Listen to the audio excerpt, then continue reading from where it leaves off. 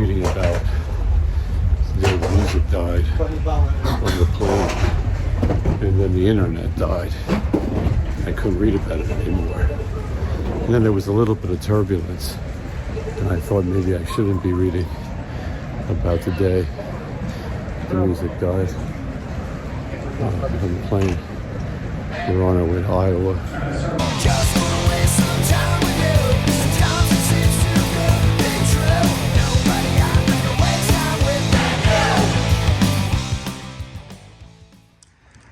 I've been touring for a bit of time, and whenever you see the list of dates that are coming up and cities that you're going to go to, I sometimes wonder when are we going to see some of the legendary places that I've heard about most of my life.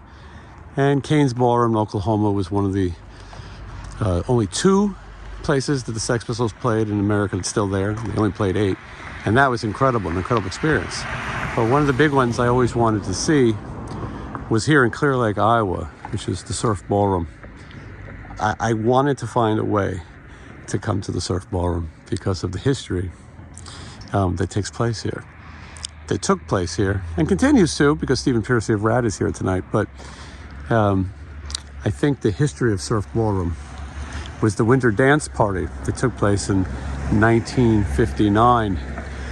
Winter dance party, Ritchie Valens, Buddy Holly, J.P. Richardson, also known as the Big Bopper, played what would be their final show ever here, and they've erected a statue. Now, a lot of people didn't realize that Dion was also on the bill. Dion, the Wanderer.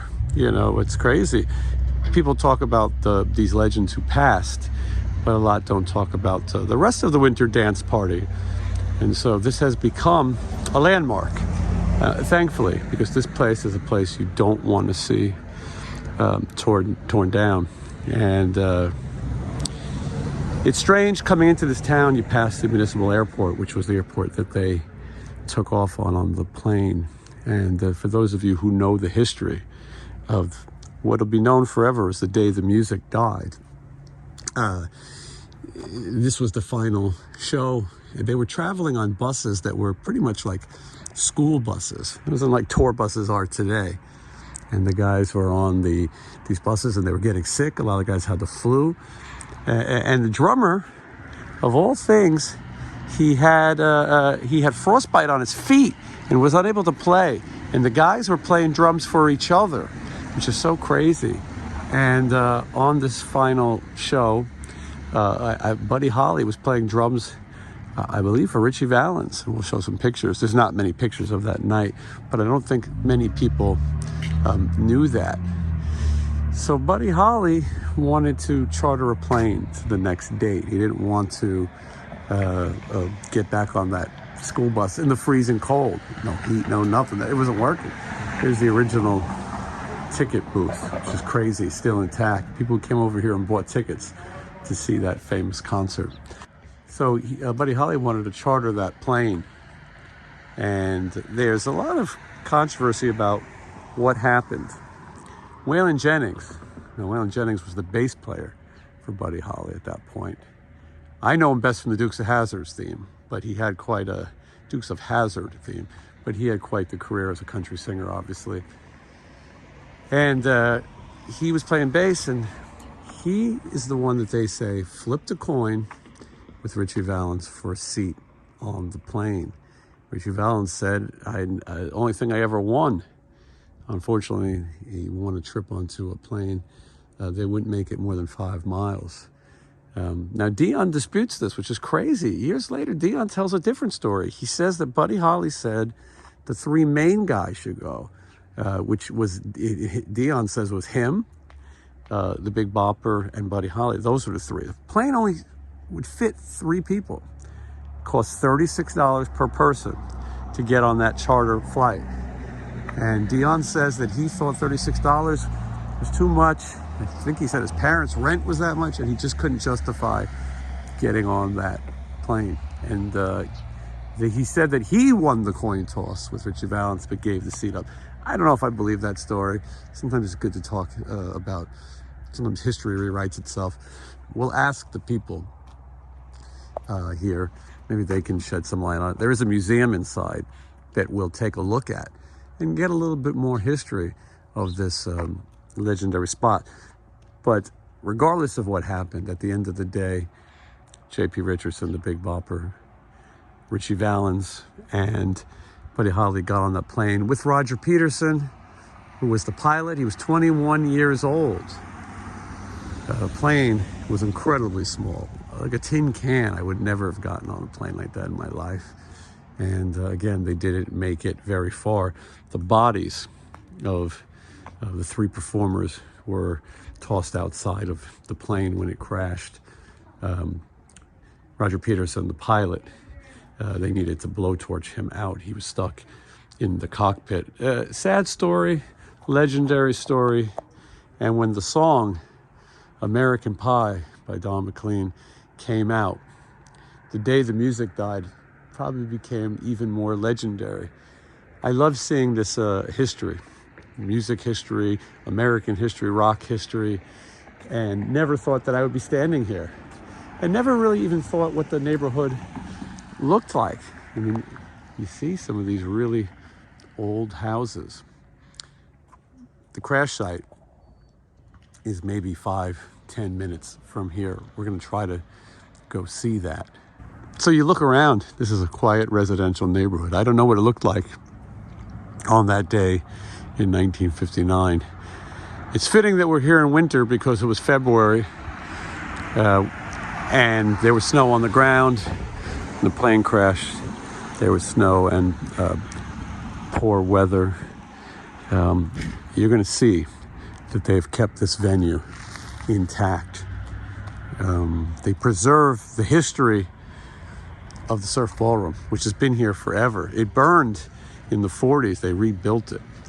They do annual tributes to the Winter Dance Party here. They do rock concerts, obviously, as you see, and they do have a museum. I'm excited to be here. A lot of times I go look at things, I take it for granted. This is not one of those things. Wow, look at all this history. Yeah, right there. Autographs from Ritchie Valens, Buddy Holly, J.P. Richardson, the Big Bopper. I can't imagine there's many Ritchie Valens autographs in existence, considering he passed away at 17 years old. And you see some of the history. And we're going to go in and look. Now they're getting ready to build a separate museum. So we're lucky that we're getting to see this now while it's here, before it goes to a separate building. And here's a timeline of history of the Surf Ballroom. I mean, I think I would come here to see any concert. It's just the history is so amazing to be in this room. You're looking at this old dance floor. It's just incredible. And here's the history of the owners and the management. There's a lot to see. And I'm trying not to be my usual snarky self. Imagine Lawrence Welk playing a lot of legendary performers. And I really have no idea, where I'm going and what I'm looking at. I'm seeing this for the first time with you, the viewing audience. I think that's one of the things that makes it so special is just kind of walking in here and getting this feel. And my reactions are from the first time because I don't know much. Now this guitar is signed by Bobby V. Bobby V was 15 years old. And a lot of people don't realize that after the plane crash, the Winter Dance Party tour continued. And for the first night after the crash, Bobby V performed the Buddy Holly part, which is so incredible. Later, Waylon Jennings, the bass player, would take over and sing. But, there's so much to look at here. And just incredible history. A letter signed by Buddy Holly. And I'm going to have to go through and look at everything even more carefully. But there's Ritchie Valens' bow tie. And let's see, there's a copy of the 1959 Winter Dance Party itinerary. And it shows you the day of the crash. And then it shows you the shows that didn't happen. Or excuse me, I think they did happen, but obviously some of the folks didn't make it. And I'm told that this was Ritchie Valens' personal wallet, and his mother had kept it for many years after. I have to go through and read all of this, and then I can act like an expert when I tell you about it. But I know this story too. This was a guitar that was signed by the legends. The signatures have faded since. What a shame. But this keyboard key signed by Jerry Lee Lewis. Some shoes signed by Pat Boone. Here's Don McLean, handwritten lyrics, 1994. He wrote this as a Buddy Holly tribute at the Surf Ballroom. What history. And as you walk around, I mean, listen, I wasn't around in 1959, but as you walk through here, and then you see a Vince Neil guitar. Suddenly it doesn't feel like 1959 anymore. But what a history. And I believe they offer tours, because this is also a museum, but they're going to have a separate building soon. Here is a tribute to J.P. Richardson, the Big Bopper.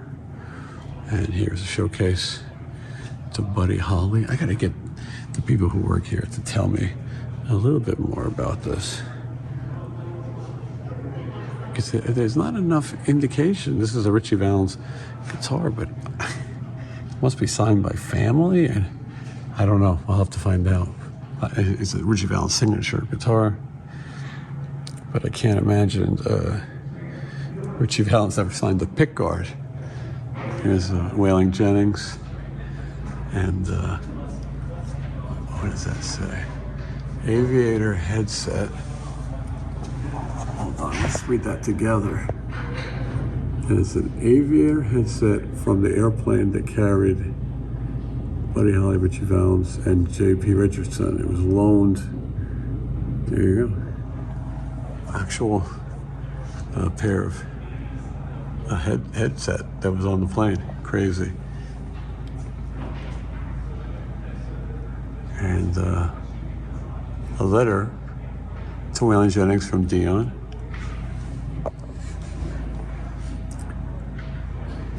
Look at this. The Mason City Globe Gazette.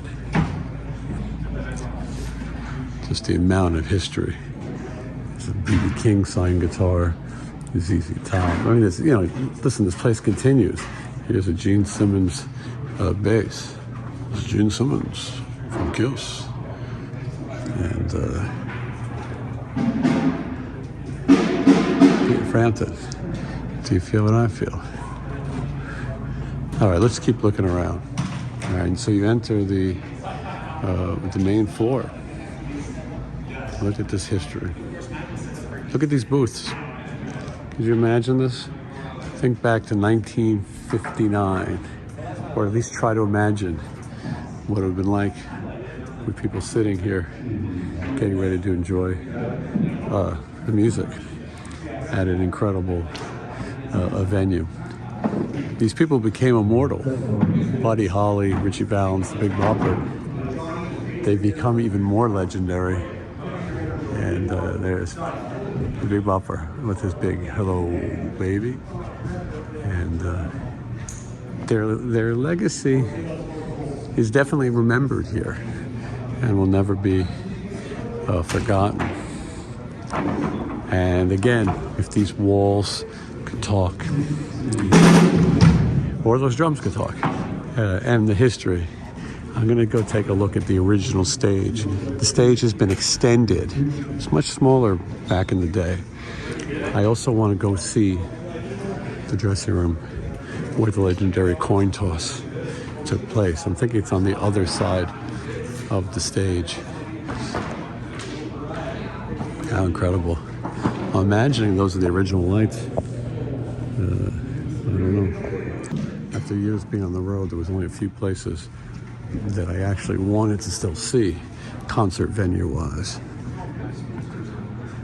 And this is one of them. Take footage of anything and everything. Thank you. It's pretty much everything. This is Jenna. Jenna, what is your title again? I am the entertainment director here. Yes. I'm honored that you're going to show us around some of this stuff. Because so this is our big band hallway. Okay, now do you know what some of these artifacts are? Yes, so we have, this is a letter from Buddy Holly's mother to Mrs. Valens after the passing of both of their sons, just kind of to relate to each other and communicate, show support between one another. And it's just insane to think, you know, back then things weren't just a phone call away. Right, you had to sit with a letter. We're lucky enough that they gifted that to us and we're able to display that. No, that's Ritchie Valens' wallet, I believe. Yes. And that his mother was in possession of it for a long time. Is that right? Yep. Did he have this on the plane? I believe so. Okay, and then same with the bow tie. That was his actual bow tie. Mm-hmm. And so this is sort of over here, some of the Ritchie stuff. And obviously people watching La Bamba, the movie, really put Ritchie Valens. I don't know if anyone knows, 17-year-old performer. La Bamba comes out in the 80s and a whole new generation knows that song, knows his music. And I think made him maybe more legendary than everybody. It's crazy. Well, it's just insane too. Kids these days don't even realize the origin of some of the music that they're listening to comes from these three. Yeah, And they would never know unless, you know, somebody points it out. I think our new museum is going to really help bridge that gap. Where's the museum going to be? It's actually going to be right next door, so that big white building over there. And I'd love to take you guys through. I believe I heard the cufflinks belong to Buddy Holly. Now, when you guys get to that museum, you know what you need is a name tag so that we can read it. Yeah, of course. This is the Big Bopper. This one has it. It's a necktie and clothing label from the wardrobe of the Big Bopper. Crazy. And this is the briefcase, I think. And so it says here, items in this display courtesy of J. Richardson, Big Bopper Jr. and family. But if you didn't know, or if you weren't fortunate enough to have Jenna with you or the CEO, I don't think you would know, but this briefcase of the Big Boppers was on the plane, which is crazy. They probably couldn't have much. That plane was tiny. But you're looking at some real history. And here's some other things. A receipt for the last hotel stay in Michigan, $375, and a signed contract between J.P. Richardson and his music company for the rights to the company name, and just so much stuff. You could really spend a lot of time here. Do you guys do tours? We do tours. So people could come here during the day and see around. That's most of our weeks, what that looks like for us. Just right. Monday through Friday. And we actually, too, interestingly enough, across the street here was the owner of the Surf Ballroom. His family built and managed it, and he and his family passed it along to the owners now of the Surf Ballroom, and they have kept it in mint 1950s condition. So you walk over there, and I mean, it's like stepping into a time capsule. And no one lives in there then? Nope. So the family that owns it, they'll every once in a while over the summer have family come and stay, but you know, it's not like it's an Airbnb situation. They keep it kept too, and we run tours through there too. But yeah, down to they've got, you know, the glass perfume bottles on the shelf and the fur coats. How incredible. Which house is it? Straight across the street here.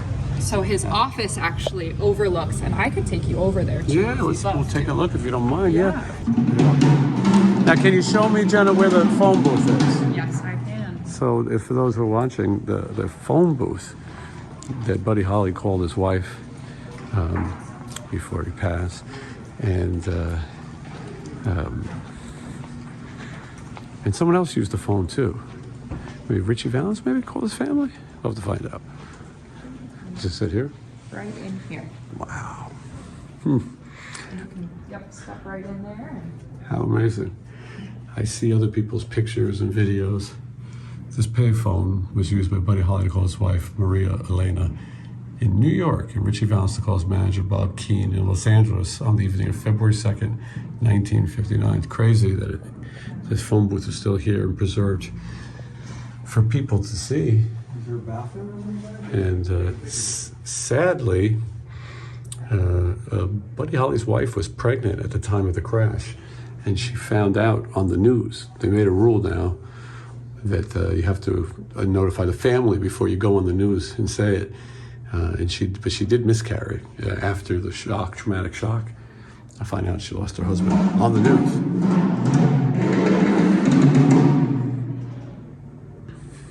There's coat check.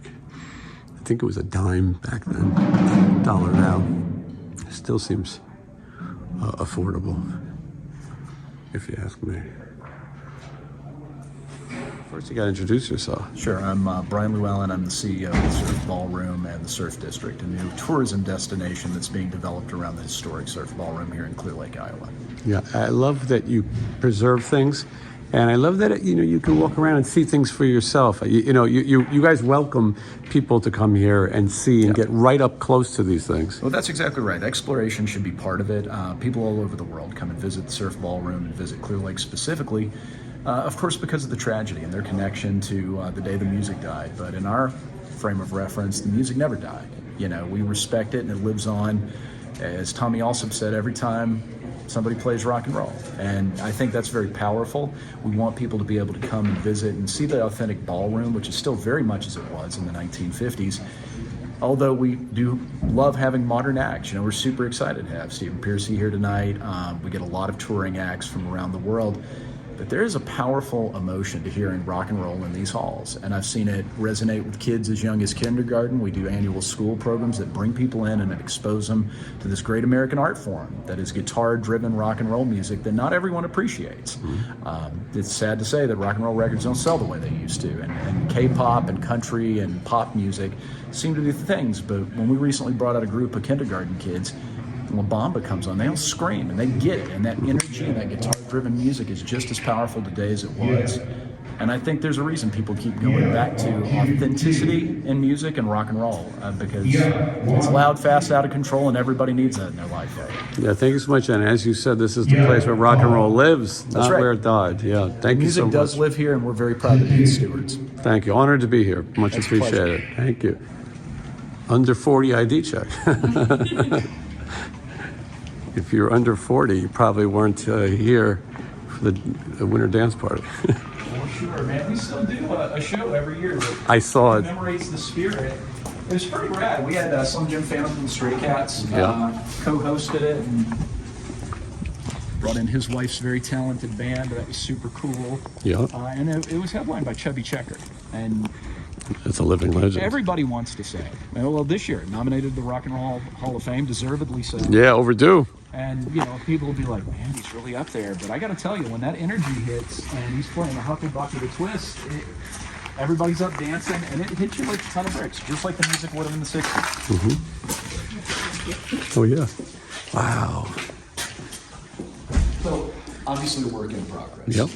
Part of the intent of this building is to have a public museum to be able to host our educational programs because we offer guitar, vocal, and piano lessons, and we hope to expand that to other instruments in the future.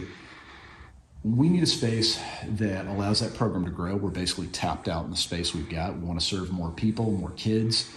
In doing that, we also need to elevate the experience for artists, because when you see the tiny little green room that Buddy and the guys would have been crammed in 1959, man, expectations have changed. We need to be able to provide a better landing pad for artists. So we've got multiple green rooms, and while for shows on the weekend, it'll be green room space, during the week, kids are going to be in the same space where rock legends and country legends are hanging out.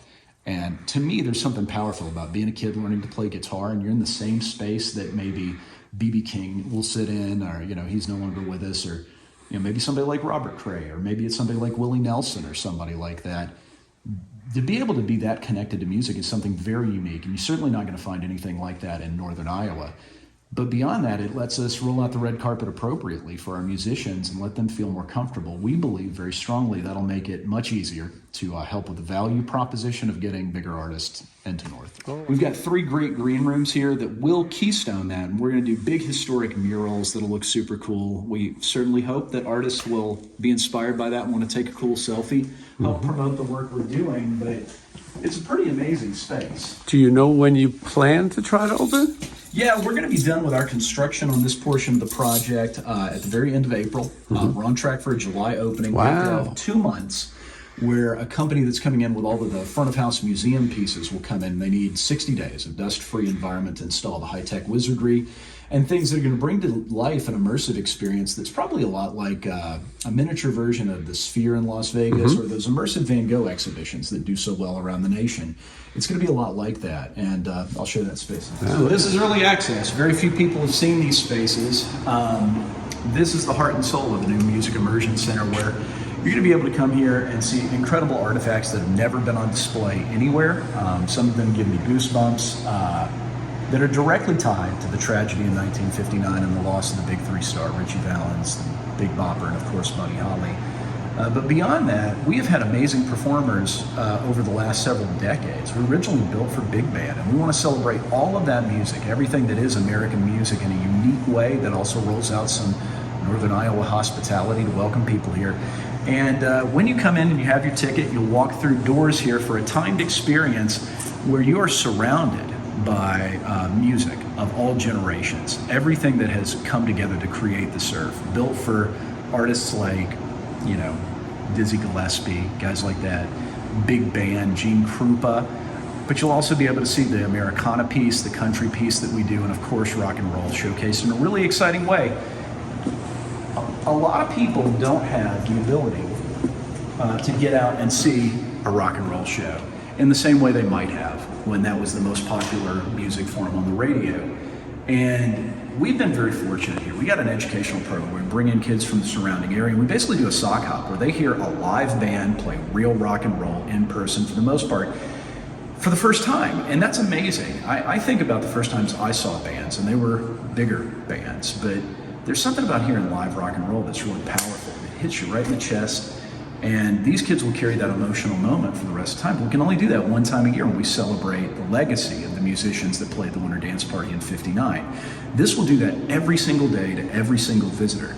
And it also does something really cool because the Surf is an active venue. There are days we can't let the public into the ballroom, even though they may have traveled from around the world. I met a wonderful couple from Liverpool, you know, grew up near Paul McCartney, and like Paul, they love Buddy Holly, and they traveled here. We had a private event. Now I got them in, but we can't always do that. And this will allow people to experience that and connect with incredible artifacts, real pieces of the Surf's history, and then a digital experience on all the white walls around me where you'll see every artist, well, most of the artists that have played the Surf. And it's a lot, you know, this one wall will be nothing but country musicians. That wall will be all of the rock and rollers that have played throughout the years. The far wall will be our jazz and blues and big band musicians.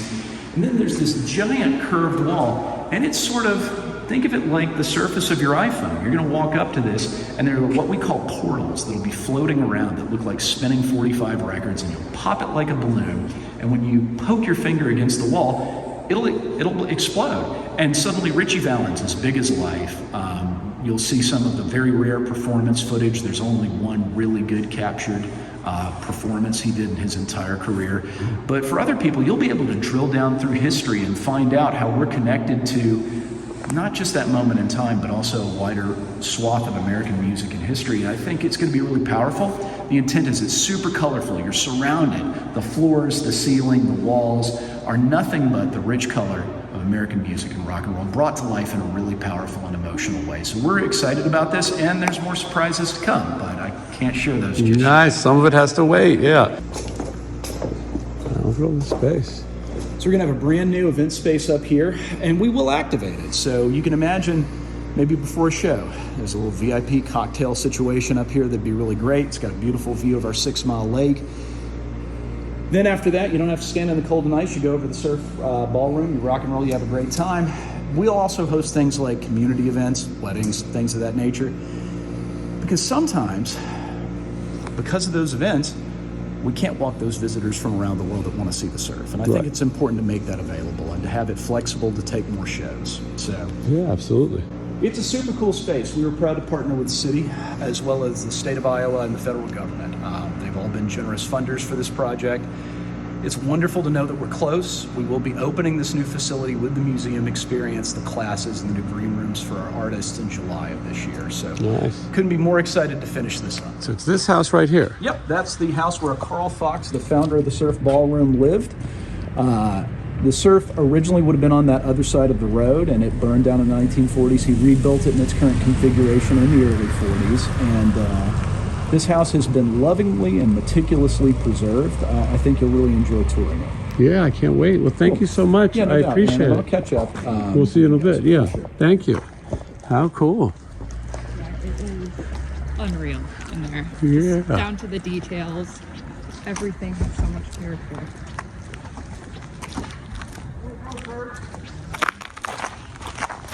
I think one of my favorite parts is that he built his office in that corner window right there so that he could keep track of ticket sales across the street. He has a Great. perfect view and you can just see.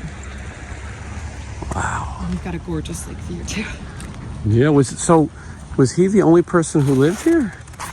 Him and his family. And when did he pass, you know, around? I like to say maybe around, gosh, I don't want to tell you the wrong thing, but it might have been the 70s or 80s. Yeah, okay. And then they sold it to the family that owns the surf now. Sorry about the snow.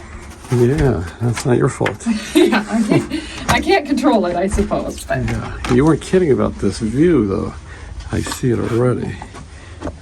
so just, Wow. it is absolutely kept. How incredible. Look at this TV. This feels like going into Graceland. Look at how amazing this is.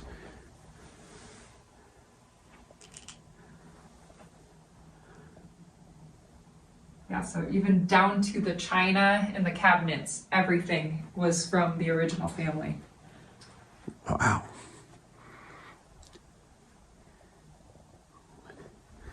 Now, will this be part of the new history and tours and things? So we do already do tours over here. Uh-huh. So the family keeps it and we do scheduled tours and yeah, it's just nice to get some traction around the week and they've just got such a gorgeous view. Yeah, this is amazing.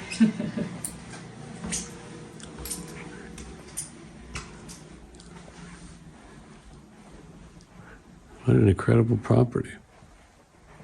It is. I just love seeing a house with color. You know, a lot of the houses today are, I think they say, gray is taken over. And so it's just really beautiful to see. Yeah, look at this. Yeah, it feels like you came to a time machine. Uh-huh. And down to the razors in the bathroom and the cabinets, and it's just really, it's worth checking out. I look here, you can see. Wow. It really does feel like you're in another moment in time in this thermostat. Yeah, so he had, gosh, down to the shaving, all of the razors and everything. Wow, wild. Ashtrays in the bathroom. Yeah, well, people had a smoke in the bathroom back then, Yeah. apparently. It's great that they preserved it, you know, that it's Yes. still as You was, just don't is. see that often No. enough. Not at all. Look at this. Look at squirrels, too. We don't see a lot of squirrels playing in the snow in Las Vegas. Of course, No, we don't see a lot of it's snow. We don't see a lot of snow in Las Vegas either. Wow. Now, what is out there? What are those things out there on the lake? Those are ice houses. Ice for house. Fishing? Fishing. Yep. We actually just had last weekend was the kite festival. So it's the largest kite festival in the Midwest. So we have thousands and thousands of people come into town, and everybody spends it on the lake, and you look up and it's just colorful everywhere because of all of the... You know, Jenna, I made a list of ways I won't die. You know, I won't die wrestling an alligator. Yep. I won't die parachuting. And I definitely wouldn't die in an ice house fishing. There's no amount of money that could get me to go out there. Have you ever done it? I haven't ice fished, but we were on the lake all weekend last week, and we had a curling tournament because the lake's about 3 feet deep, or the ice is about 3 feet deep. Were you ever scared you're going to just fall in? No, because I have not gone in the middle of the lake, but around the edges, you know, around here is... How do you get to the middle like that? You got to walk? People just drive out on their cars. Oh my God. Which I would not recommend, especially... No. I don't think that's easy to explain to an insurance company. No. But Wow. yeah, so straight through here, this would be Carl Fox's office. Look at this. This is so incredible. And yeah, he could just see the Fox office, so he'd keep track of sales for the day. Yeah.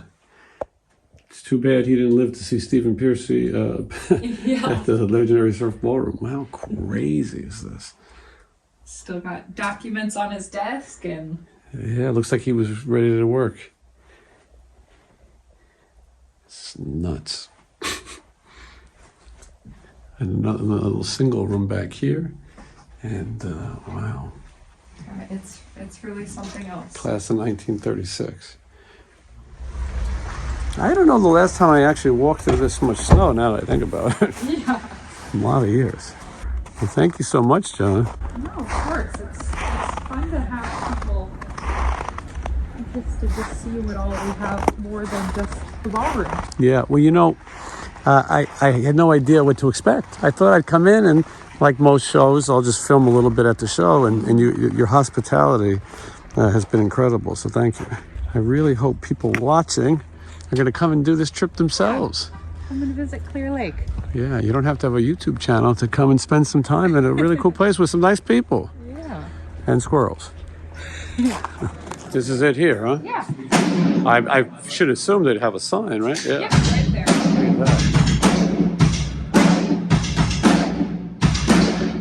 So this is the dressing room where the coin toss occurred. Crazy. You hear the story of the flipping the coin to see who would go on that take flight. It happened right here. This is all they have. This little tiny dressing room off the side. Amazing. A new cool addition to my collection.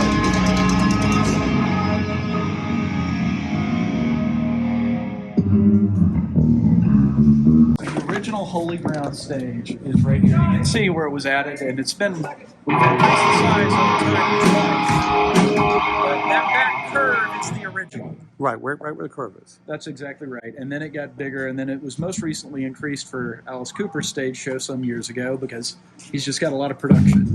Yeah.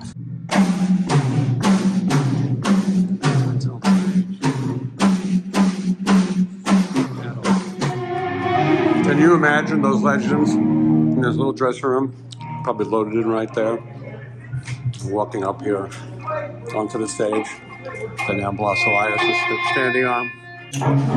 Blas, do you know who played drums for Ritchie Valens the night he played here? Brother? It's a trick question. Buddy Holly. The drummer's feet had frostbite. And they all played drums for each other. Crazy. All right, Blas and I are going to go see the crash site. Kevin's here too. Kevin from 13 Clothing, who does Wednesday 13's clothing, right? Merch line. Correct, yes. All right. Now, Blas, maybe you can make a little room for me. Oh, yeah. Kevin, when you put the location in, did you put the words crash site? I did, yeah. Okay, I was wondering. All right. Blas and I are the only ones who appreciate history. as we're driving at this road, I mean, do you guys feel like it's a little eerie? Yeah, for sure. I do. I mean, knowing that plane only made it 5 miles and seeing that we're sort of in the middle of nowhere is a little, I don't know. You know, when they were giving me the tour, I was a little emotional, and I have really very little feelings at this point in my life. But when you think about it, Ritchie Valens was 17 years old. That's amazing. Yeah, and the legacy. If the La Bamba movie didn't come out, I don't think he becomes a household name by any means. Yeah. But that movie is kind of a lot of our first exposure to him. Kevin, turn down the Bullet Boys, please, so they don't. Mark Torian will sue me.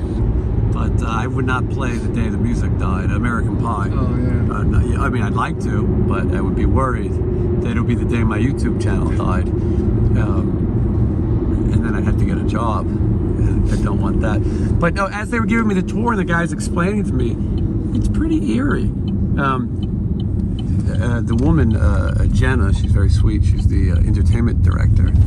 She was telling me about the people who are fishing out on the ice, and I said, I have a list of ways I won't die. We're driving in. Did you see on the lake all the people out there on the ice? They drive out there too. That's how they get there. They drive their cars over the lake. I would never die that way because I would never do that. The ice fishing is not high on my list of things to do. Would you do that, boss? Not at this point in my life. Right. I would have before I had kids. Yeah, before you had kids, you were the adventure seeker. I did a lot of bungee jumping, skydiving. I mean, all kind of stuff. Are we close? So there's no snow on the ground, is there? This looks like where a plane would crash. So there was, I mean, if you watch that Day the Music Died documentary, it kind of details a crash happened. They come out here, and apparently they didn't find them for a long time. Right. So the bodies were kind of frozen. Like, and it took them a while to find the pieces and whatnot. Right. Yeah, the 3 musicians, their bodies were thrown out of the plane. There was actually a conspiracy, I don't know if they say in the movie, that someone thought that one of the guys accidentally fired a gun. And that's what caused the crash. And they did forensics on, I believe it was the Big Bopper's body later. They determined that's not the case. The pilot was still stuck in the cockpit. They had to get torches to burn him out. You know, that's his spirit right now, throwing a phone to the ground. You know, everyone said we should see it during the day when it's lit, but I was also told that it's a little bit eerie to come out here at night because that is when it happened. I don't see any snow really, but there was snow on the ground at the time. Blas asked a good question. He says it's private property. They're not going to shoot us, right? Well, let's hope not. I don't think visiting this site. Are we getting out? Is this it? It looks like a marker right there. Hold on. And it says Don McLean. I think. Hold on. You, Kevin, I'll let you park. Yeah. The actual site, the crash site, is down the road. This is sort of where the memorial is. There's no way we could actually walk to the crash site right now without being mauled by wild animals. Oh, so how far is it to the crash site? Like off the road? I'm not positive. I feel like it was a half a mile, maybe. Okay, yeah. Let's explore. Oh boy, this is not a careful, boss. This is not a nice night for flying. I'll tell you that. Oh, what happened, boss? Quicksand? I don't know what it is. I suck. When I was a kid, I thought quicksand was going to be a much bigger deal. There's a pair of glasses somewhere. Blas, do you have a flashlight on your phone that we can use? I think the glasses, isn't the glasses kind of closer to the crash site? I don't think so. I think that's the only thing you can get near. I think you're going to see the glasses.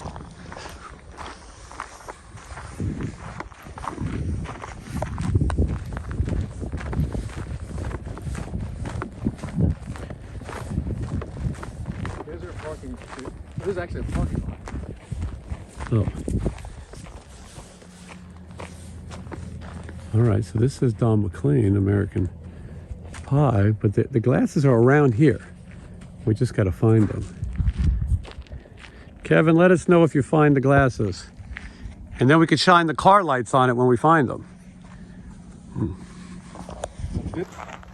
We might have to do this during the day. I didn't realize it would be this dark.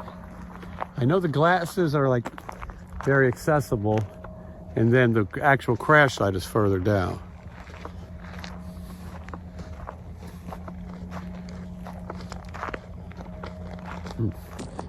Boss is exploring the crash site. The glasses are like right against a street. Oh, I mean, if this is where you park, it's got to be close, right? Yeah.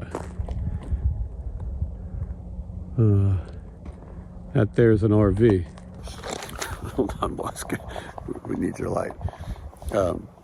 We like telling ghost stories. There we go. Thank you, boss. This is us live from the crash site. Even in the dark, boss, you look so much better than me, bastard. I think it's up this way a little bit, don't you? What, the glasses, you mean? Because if I'm seeing this correctly, I think the glasses are straight that way. I mean, the crash site's that way, but I didn't see the glasses on there. I think that, because if you look at it again, it says memorial site. That's the two different things. There's the memorial site. So we're here at the Don McLean. Mm-hmm. You found the glasses? He found the glasses. I hope he found it. What if he's being attacked? All right. Well, it's got to be pretty cold out. Oh, there they are. Yeah. So this, yeah, man, it's great. It's creepy. It's pretty creepy, right, boss? Yeah.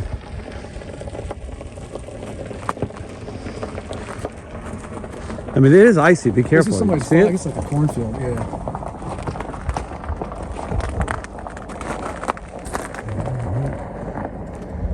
So the guy whose family owns this farm, he's interviewed heavily in that documentary. Oh, good. Look at that. I mean, it is icy out.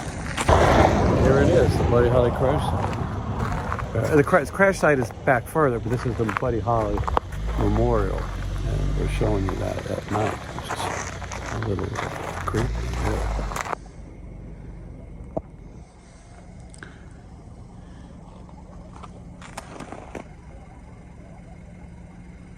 What's that noise? Turkeys or something? Yeah, I guess it must be a coyote or something. Oh, God. All right, well, this is one of the interesting things about touring. And crash site, you couldn't even walk this path right now. I mean, look at this ice. And then Blas believes there are coyotes out there. And we hear something. Yeah, I recognize that sound. Yeah.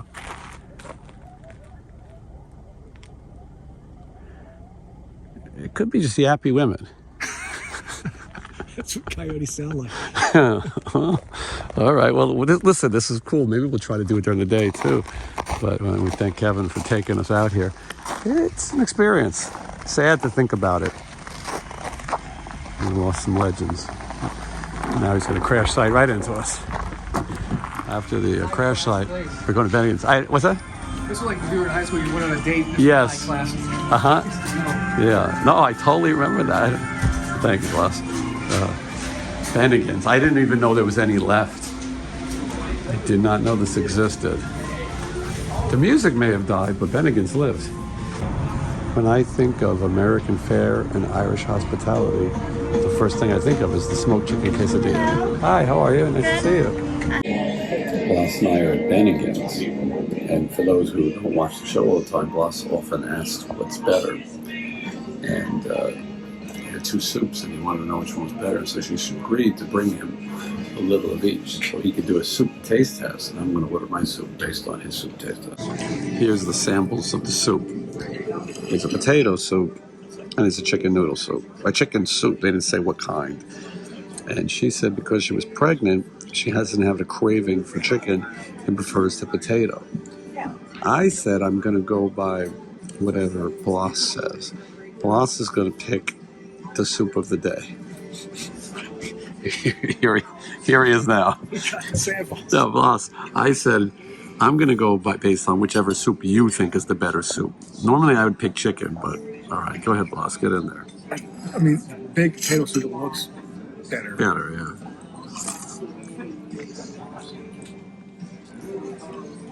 My room smells like the chicken soup.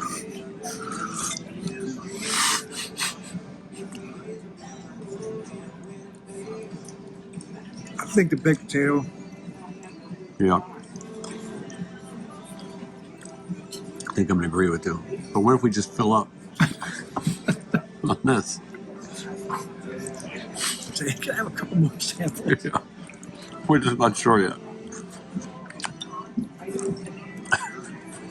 Yeah, if I was going to choose, I'd choose the baked potato. Some baked potatoes to work. Thank you. You here by yourself? Yeah. You know, he wouldn't eat with those other assholes. You already eat? Yeah. That's, What'd you have? yes. Oh, Sam. Salmon. Yep. Spelled with an L. The waitress said she's pregnant and she's not really having a craving for chicken. Les asked her which soup was better. And so, Chicken soup. It seems like it's a potato soup, but the problem is they brought us samples of soup. But Never seen it. I've never seen it either. I also haven't Clam seen. chowder and chicken soup. I also haven't seen a Bennigan's in 40 years. No, but it was pretty good. Which did you? The mock salmon was excellent. It's good soup. I think this is all I need. The problem is we're full now. You know what? The problem is we're full. The salmon. I tipped her a lot, so she don't need to pay for anything. Did you guys decide which type of soup you'd like? We think we're full now. I mean, honestly, the baked potatoes are better, but I don't think I can eat any more than this. Can I keep it? Yeah, just All right, we won't tell anybody. your other food should be out here in like the Thank you next very 10 minutes. Okay, thank you. Plus, we had a complimentary. I'm going to use this at every restaurant I go to now. Yeah. You guys Try say test your soups This Your sandwiches. is like a soup float. and your meats. Is that what they call it, a float, when they bring out multiple? Well, all right, I'm gonna enjoy the rest of this free soup. We got the soups for free, and then they punished us. We've been sitting here for hours, and now we know why Bennigan's doesn't exist in most cities. And Matt already left; he couldn't put up with it. And all right, we better hurry this up. It's been an interesting day so far, as we're heading off to the gig now at the Surf Ballroom. I don't think anyone's in the van yet, but the van is ready.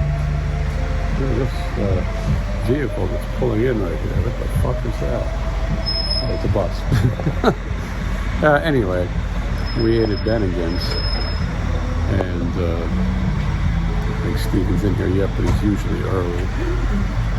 It's very different than 1959, I'll tell you that. Rock coming tonight. Don McLean, American Pie lyrics. Written on more.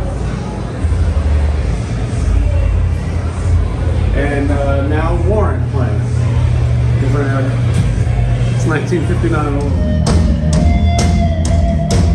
Oh yeah.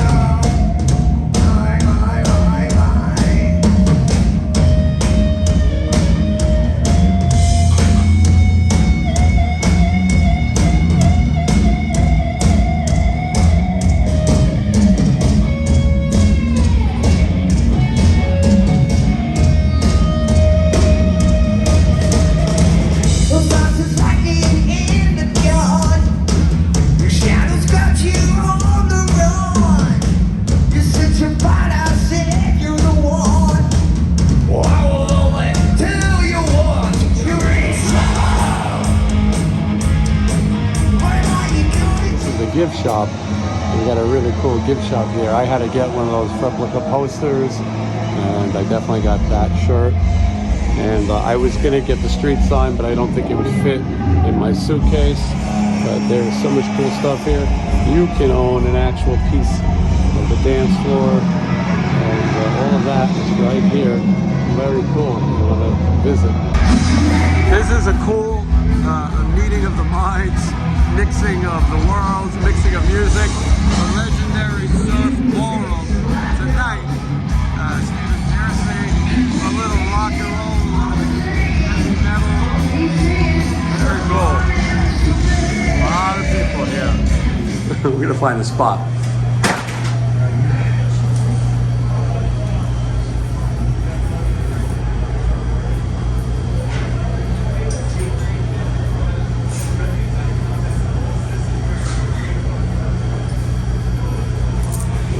There you go. I got you Don McLean. Yeah, it's a good spot.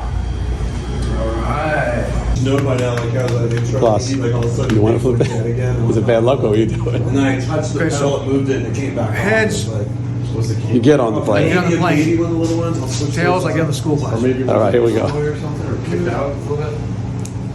I stepped it before we played it. I'm on the school. You live. I live. You live. You're gonna be cold, but you live. Nice. Wow. Alright, so last trip. He got the school bus. Tails. Heads the plane. I did it off camera. We forgot to record it. I got heads. This is maybe 2 out of 3 falls. Here we go. Sounds like Andy Griffith's show. And heads. That was You're definitely on the plane. Steven, you want to do it?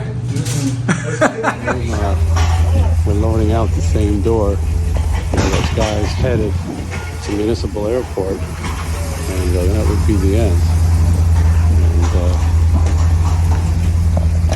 it's crazy to think about it. All right, we're going to go to Municipal Airport and get a charter plane. Whoa. No, we ain't. All right, let me in. Matt, is there space for you? Come on. Yes, that'd be perfect. Okay. Everybody? This is everybody. Let's close it.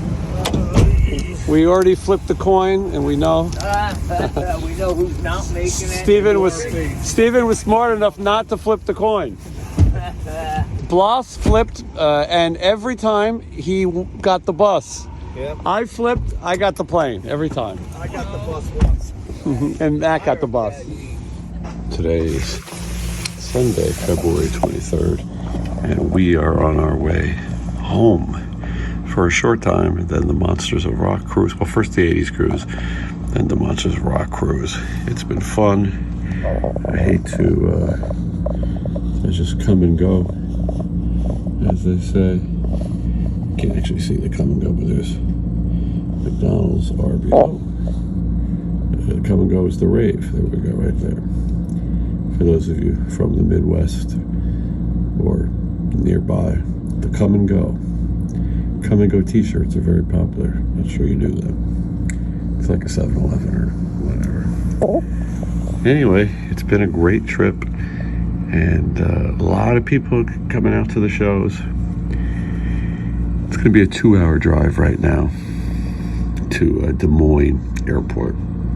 Direct flight home to Las Vegas, where we pack and do it all again. Thank you for watching.